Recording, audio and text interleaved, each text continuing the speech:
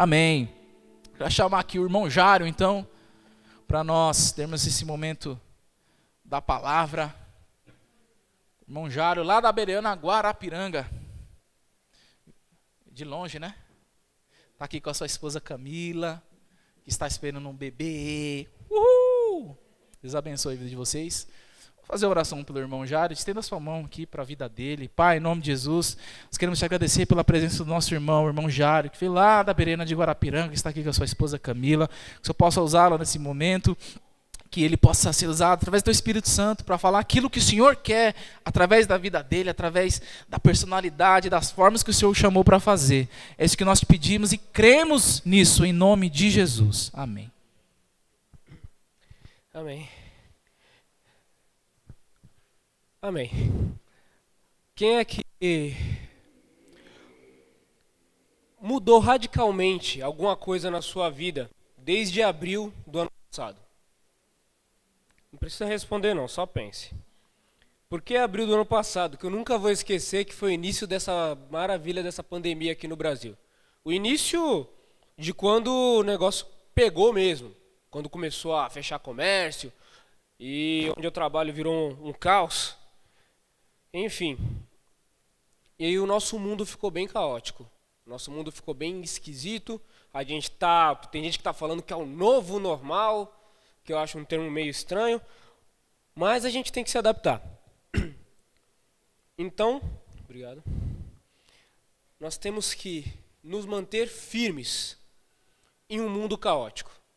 Esse é o título que eu pensei para essa mensagem. É uma mensagem que eu já tinha guardado aqui, mas eu acho que vai ser propício, espero que seja o que Deus quer para nós essa noite, né? Abram, por favor, em Deuteronômio 4, capítulo 4, versículo 3.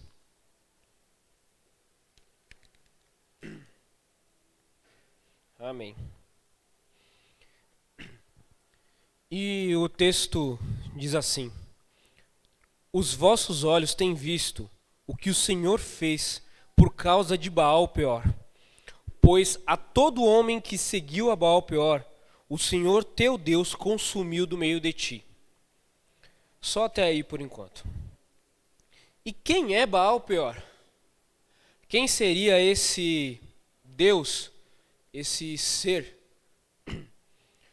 Naquela época, era comum na linguagem dos povos da região ali, ao derredor de Jerusalém, os povos semitas, de usarem a palavra Baal para definir o seu Senhor no sentido do seu Deus.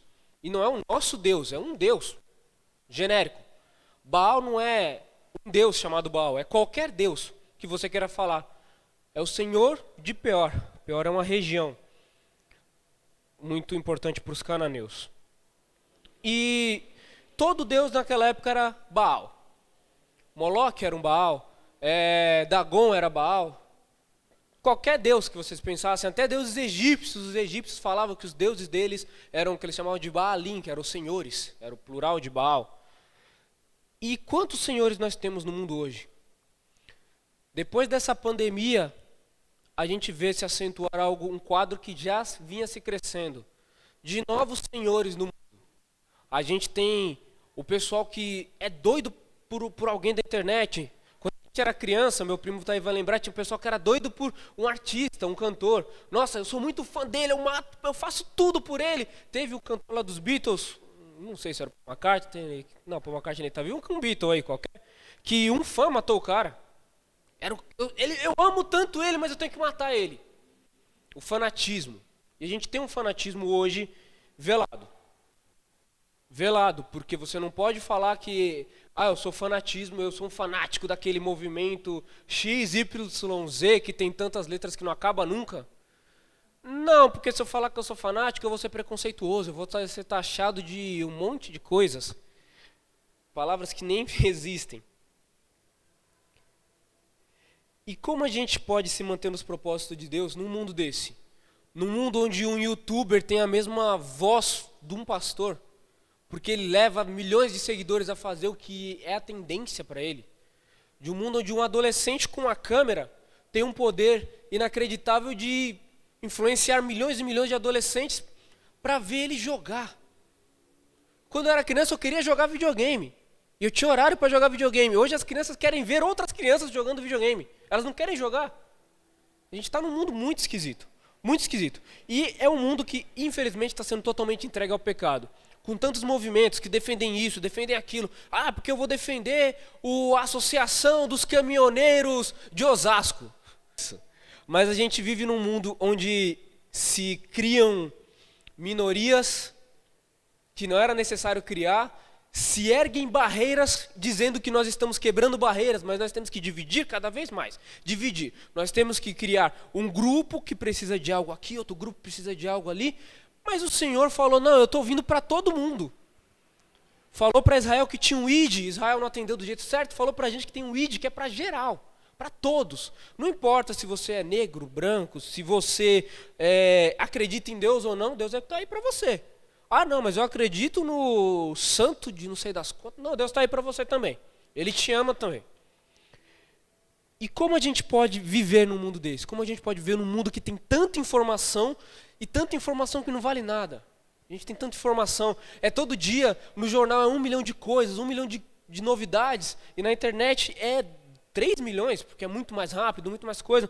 E como a gente lida com isso? Como o cristão lida com esse caos?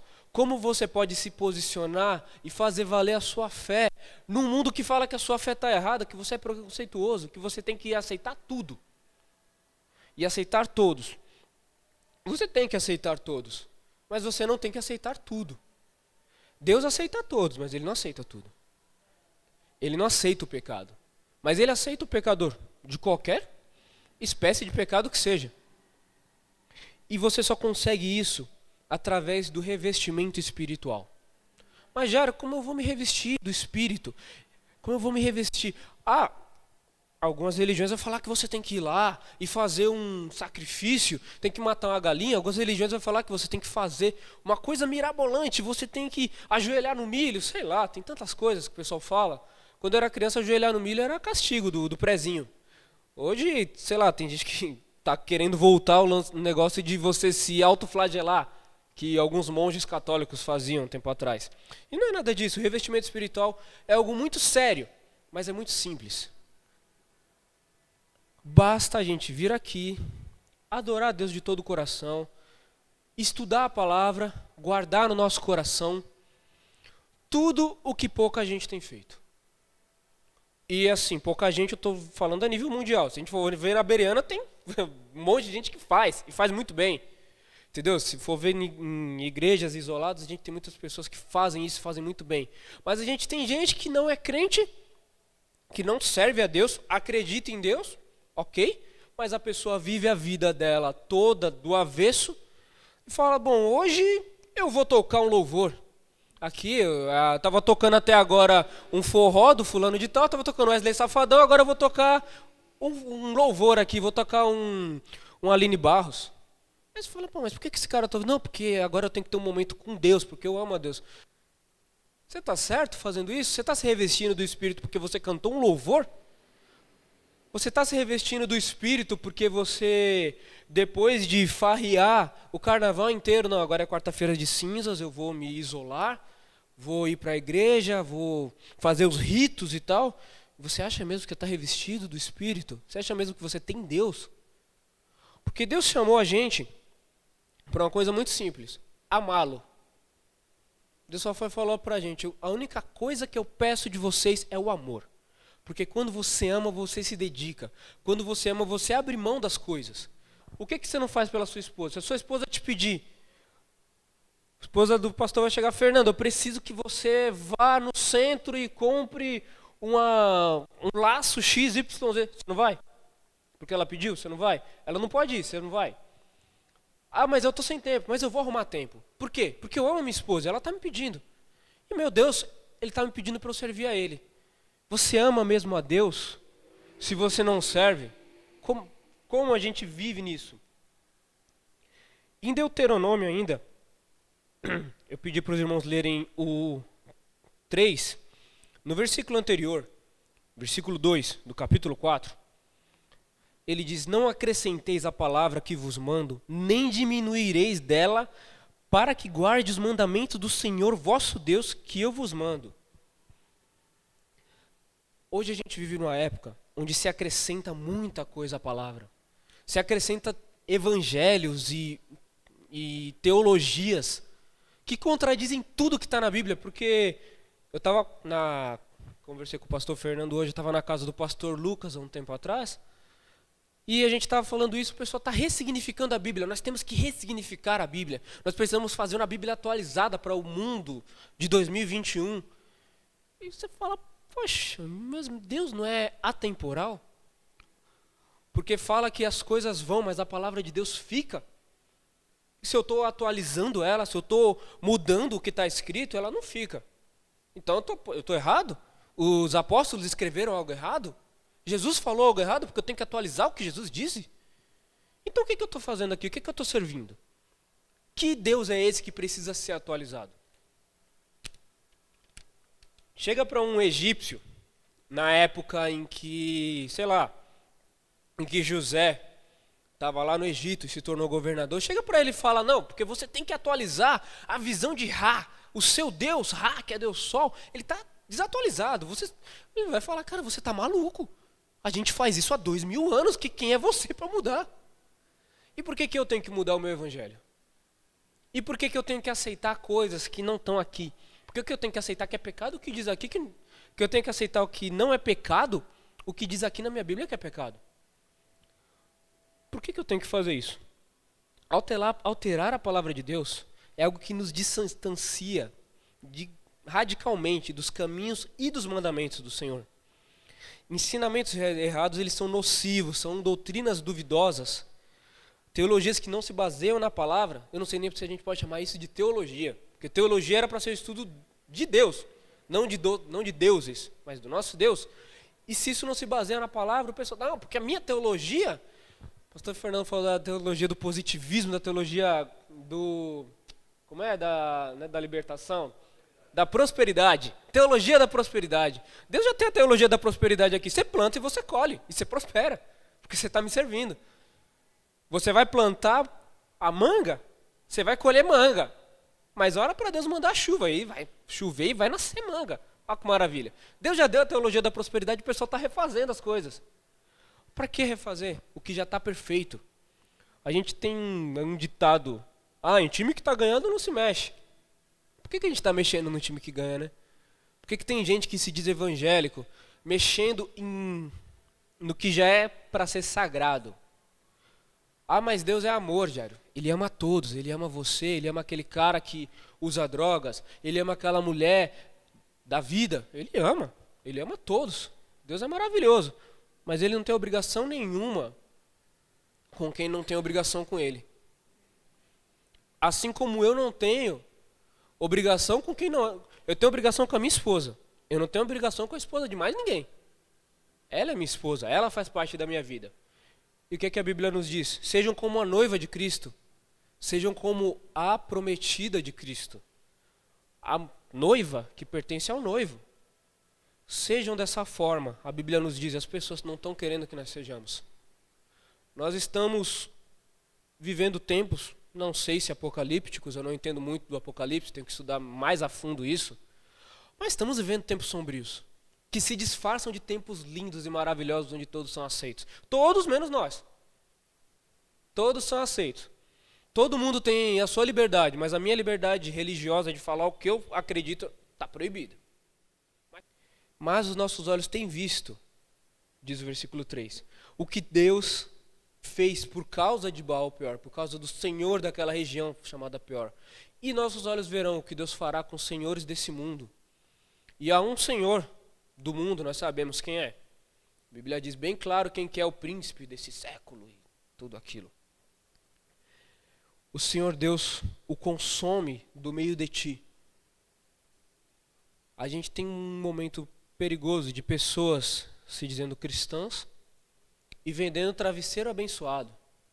Compra o travesseiro que foi ungido pelo fulano de tal, não sei o que. Eu vi isso na TV esses dias. Eu falei, gente, é um travesseirinho desse tamanho, um travesseirinho de boneca, de pôr na casinha de boneca, que vende por um valor exacerbado, muito caro, e que é aquilo que vai me abençoar, mas Deus falou que eu não preciso disso. Deus falou que eu não preciso de ídolos. Eu não preciso de objetos. Eu preciso dele.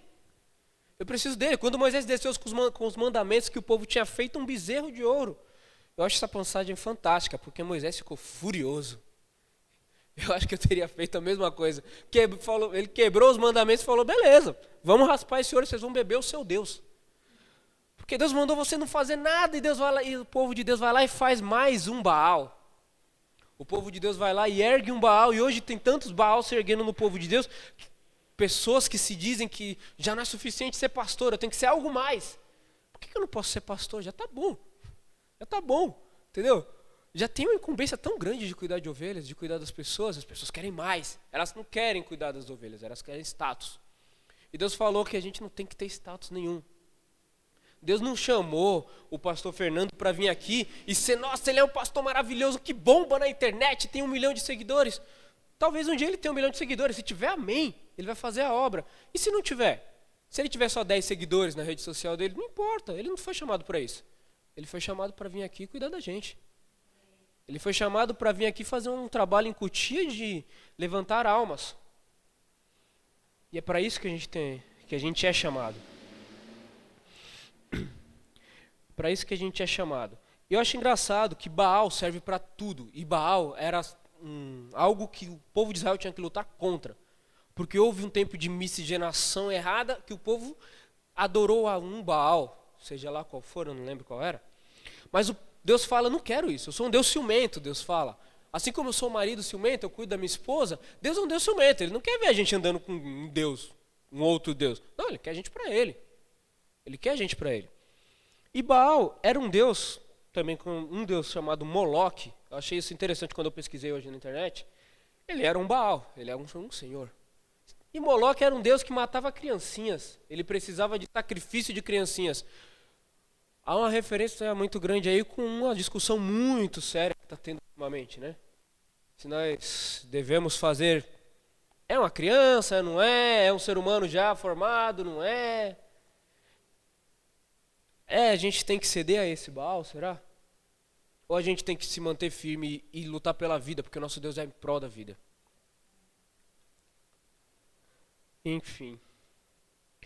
E hoje a gente tem outros Baais que tentam entrar. A igreja ela é composta por muitos departamentos, mas em toda a igreja eu vejo que há uma coisa que é sempre o departamento que tem a mais atividade. Nós chamamos de departamento dos jovens, o Belém eu não sei como chamou hoje, mas quando era criança chamava de mocidade. Cada um chama de um jeito, mas são os jovens. São os jovens, os adolescentes que ainda não são adultos, que ainda não casaram. A Bíblia diz, jovens, eu chamei vocês porque vocês são fortes, vocês têm a garra. Mas esses mesmos jovens são tentados hoje. São tentados porque existem festas, existem lugares que as pessoas querem frequentar que se mostram mais divertidos que a casa de Deus. A casa de Deus não precisa necessariamente se reinventar por causa disso. Mas nós temos que firmar os nossos jovens. Acho isso muito importante, porque hoje, ainda mais com a internet, é muito fácil. Às vezes a pessoa, não, eu não vou para a igreja agora porque eu tenho medo desse vírus e tal. Tudo bem. É uma situação de calamidade que nós estamos vivendo. Mas a pessoa, vou ver o culto online. Aí você vê o culto online, mas aí seu celular toca. Eu boto na TV. Vou botar o YouTube aqui na minha TV, estou vendo. Aí seu celular toca uma notificação porque alguém comentou alguma coisa. A gente instintivamente pega. E não sei o que, isso está me tirando de Deus. Isso está me tirando de Deus. A tecnologia ela é uma coisa muito boa e muito perigosa. E está me tirando de Deus. A gente tem tanta oferta de coisas, a gente tem tanta oferta de informação, de não sei o que, mas a gente tem que focar. O pastor Fernando estava falando da vida financeira, que a gente tem 1 milhão de coisas e para pensar, a pessoa tem que estudar. Investir na poupança é bom ou não é? Não é, tá, gente? Investir na poupança não é bom. Mas a gente tem que focar. A gente tem que focar. Assim como no estudo, você tem que focar. Para poder ser, como eu falei antes, coberto do Espírito Santo. Não é uma parte importante você vir aqui ajoelhar, orar, participar do culto de oração. Mas é uma parte importante você conhecer para quem você está se ajoelhando. É uma parte importante você se revestir. A Bíblia diz, eu guardei as suas palavras no meu coração para não pecar contra ti. Como é que eu não vou pecar? Como é que eu respeito uma lei de trânsito? Como é que eu sei que eu não posso ultrapassar o limite de velocidade? Porque eu fui educado e sei que isso é contra a lei. Eu decorei isso. E quando eu vejo uma placa lá, 60 quilômetros, poxa, eu estou de carro, não posso passar de 60 quilômetros. Porque eu posso ser multado. Porque é perigoso. Você infringir a lei é perigoso. Porque você passa da velocidade, você causa um acidente. Você corre risco de vida. Você infringir as leis de Deus, você não guardar no seu coração para você não errar, é perigoso. Porque talvez você não corra um risco de vida imediato, mas você corre um risco de vida eterno. A gente corre um risco de ter um saldo negativo na eternidade, que é para onde a gente tem que mirar. Não importa o youtuber, não importa as coisas que a gente vê por aí. O que importa é você apenas se concentrar em uma coisa: amar a Deus sobre todas as coisas, como resumiu o apóstolo Pedro? Paulo? Pedro, né? O apóstolo Pedro. Uma coisa que a gente vê muito nessas novas teologias é quebra de maldição, mesmo que eles não falem isso. Você tem que ir lá e jogar o papel na fogueira e entregar seu dinheiro e não sei o quê. E a Bíblia diz, pô, maldição não existe. Maldição, você acredita em Deus? Você serve a Deus? Não acredita em maldição, irmão. Isso não existe. Para quem é crente, não. Para mim, não pega. Porque Deus te protege. Mas, se eu me deixo contaminar pelas ofertas desse mundo, aí eu estou abrindo uma porta escancarada gigante para o diabo pintar e rodar na minha vida. Aí não adianta culpar a Deus. Não adianta falar que Deus não me ama. Você não ama Deus, cara. Você não ama Deus. Se você amasse, você estava aqui. Se você amasse, ou pelo menos estava no culto online. Agora está tendo culto online. Tem Engate a Quinta lá, você pode ligar no YouTube lá da sede e está lá. Em Romanos, já partindo para o final, Romanos 12, versículo 2, abram por favor.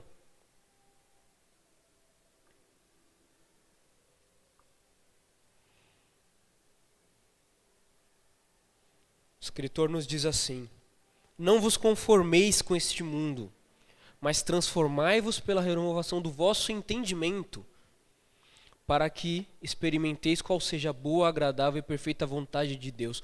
Como eu vou desfrutar da vontade de Deus? Como?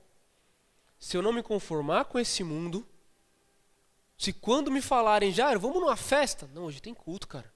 Hoje quando você me convidar numa festa no meio da semana, se for um lugar que me cabe, eu vou.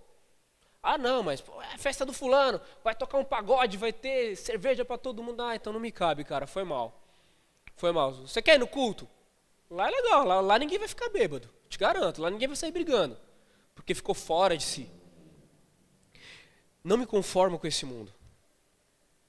Eu não me conformo com o que estão pregando para esse mundo. Mas eu não tenho que sair por aí militando. Não seja um militante, seja um cristão, seja um soldado de Cristo. Deus não te chamou para ser um militante. Deus te chamou para ser um militar. É diferente. O militar, ele não sai por aí levantando uma bandeirinha e gritando e falando que os outros estão errados. O militar, ele recebe ordem do seu general. O militar segue ordens. Ele tem uma convicção que é para seguir aquela tropa e servir aquela nação, e ele segue. Quem que é o nosso general? Senão Cristo. Quem que é o nosso general, senão o Senhor? E qual tropa eu pertenço, senão a de Deus? Qual tropa eu pertenço, senão a de servos de Deus? Não importa se eu sou daqui, se eu sou do Belém, se eu sou da Quadrangular, o que importa é que a gente serve a um Deus.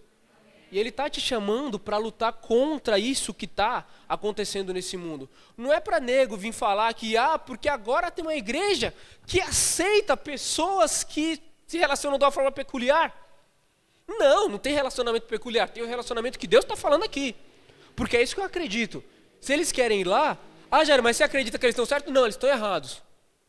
Eles têm salvação? Tem, se arrependerem. Mas lá eles falam que Deus já perdoou eles. Cara, segundo a Bíblia aqui que eu tenho, que tem mais de 2000 anos de idade, não foi não. Deus não perdoou ainda, mas tem perdão para eles ainda. Mas haverá um dia que não vai ter perdão. E essa é a parte que ninguém quer falar hoje em dia. Por que a gente não fala das consequências do pecado? Por que a gente não fala das consequências do erro? de errar o alvo. Pecar, a palavra pecado é isso, é errar o alvo. Você tem um alvo, eu tenho uma mira ali, eu tenho que acertar e eu erro. Quando o arqueiro lá nas Olimpíadas, ele tem que acertar o alvo. Ele tem todo um alvo para acertar, mas ele quer acertar aquela bolinha do meio. Ele treina para acertar aquela bolinha do meio. E a gente treina para acertar o nosso alvo, que é o coração de quem precisa ouvir que Deus o ama. Para isso que a gente treina. E aí, quando você tem tudo isso, você vai estar coberto do Espírito Santo e vai poder experimentar a agradável e perfeita vontade do Senhor para a sua vida. Se eu me desviar do caminho, eu não consigo isso. Todos os caminhos não levam a Deus. Todas as estradas não vão me levar para Brasília. Tem um caminho que me leva para Brasília. Se eu for para o sul, eu vou sair, sei lá, em Santa Catarina, em Rio Grande do Sul, eu não vou sair em Brasília. Se eu for para outro caminho, eu não me aproximo de Deus, eu me distancio dele. E por que eu tenho que fazer tudo isso? Voltando para Deuteronômio, capítulo 4, dessa vez, versículo 7. Eu te pergunto, e isso se vale muito, por que gente há tão grande e que tenha deuses tão chegados como o nosso Senhor, que todas as vezes Ele ouve quando a gente chama? Há aquela passagem de Elias, do profeta Elias, que o pessoal está lá pedindo para o Deus deles, manda fogo, manda fogo, manda fogo, e Elias ainda tira um sarro com eles e fala, o Deus de vocês não deve estar dormindo, ele não está ouvindo vocês. Mas quando Elias foi lá, chegou a vez dele e falou, enche isso aí de água. Enche, não pode encher de água, molha, que é pouco para mim. Aí ele estava tão conectado com Deus que ele foi e falou, Senhor, manda fogo. E Deus mandou fogo que consumiu aquela madeira, consumiu os discípulos daquele Deus, consumiu tudo. Por quê? Porque Deus ouve. Porque o nosso Deus ouve. Os deuses desse mundo, esses deuses modernos, eles não ouvem. E para finalizar, Deuteronômio 4 ainda, e no versículo 9. O que eu tenho que fazer em respeito de tudo isso? Em respeito desse mundo maluco que eu vivo, em respeito de todas essas novas políticas e teologias que surgem, que defendem X, Y, B, e seja lá quantas letras quiserem colocar, e quantas novas minorias quiserem inventar. Tão somente faça uma única coisa. Guarda-te a ti mesmo e guarda bem a tua alma. E não esqueça daquelas coisas que os teus olhos têm visto. E não se aperte o vosso coração todos os dias da sua vida. Não, que essas coisas não se apartem do seu coração em todos os dias da sua vida. E as farás saber a teus filhos e aos filhos dos seus filhos. Guarda a palavra de Deus. Lembra do que Deus tem feito para você. Mas Deus não fez nada para mim hoje, será? Será que quando você foi atravessar, Ele não fez aquele motorista frear para não te atropelar? Será que meu ônibus não atrasou, porque se eu fosse no ônibus anterior, eu teria sido assaltado? A gente vê muitas coisas. Teve o desastre lá de 9 de setembro, das Torres Gêmeas. Eu estava vendo umas coisas, curiosidades sobre esse desastre. Teve gente que se salvou, porque o cara pegou trânsito. Ele ia trabalhar nas Torres Gêmeas, mas ele pegou trânsito. Que ele tá lá nervoso no trânsito, esse motorista não anda, daqui a pouco sobe no rádio. As Torres Gêmeas desabaram, o cara, meu Deus, era para eu estar lá. Teve outro que atrasou porque a empregada passou mal, ele teve que levar a empregada no hospital. São as pequenas coisas que podem te proteger de uma grande coisa, é isso que Deus tem feito por nós. Amém? É isso que eu queria trazer, espero que Deus tenha falado no coração de todos. Amém.